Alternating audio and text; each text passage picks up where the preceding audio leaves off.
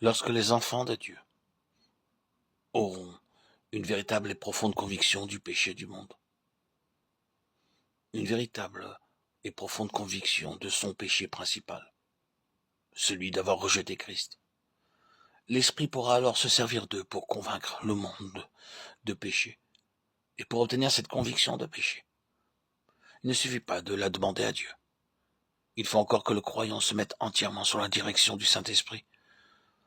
Nous ne saurions trop insister sur ce fait que les divers dons de l'Esprit dépendent de sa présence dans le cœur, de la conviction qu'il apporte que Christ a donné sa vie pour détruire le péché. En prononçant ces paroles d'une portée sans limite, il sera en vous. Jean 14, 17. Notre Seigneur nous ouvrait là les trésors de lumière, de sainteté et de force que nous apporte l'Esprit. L'Esprit est la vie même de Dieu. En entrant en nous, il devient notre vie.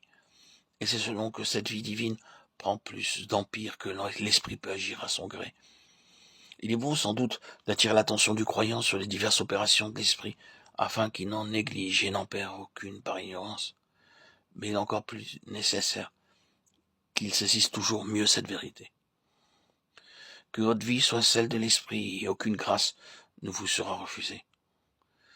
Si vous voulez éprouver la profonde conviction du péché du monde et le sentiment intense de la redoutable puissance du péché, qui feront de vous l'homme dont Dieu pourra se servir pour convaincre les pécheurs, que toute votre vie, tout votre être se place sous la direction du Saint-Esprit.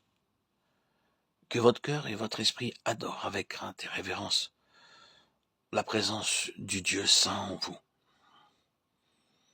Livrez-lui le grand ennemi qui s'oppose à l'action de l'esprit, la chair, avec sa vie du moi, afin que jour après jour, il la mortifie et qu'il la garde dans la mort.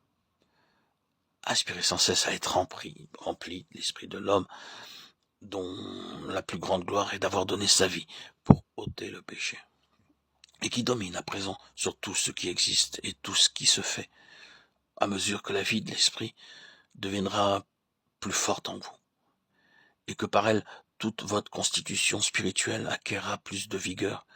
Vos yeux et votre cœur se feront une plus juste appréciation du péché qui vous entoure. Vos pensées et vos sentiments seront alors ceux de l'Esprit Saint en vous.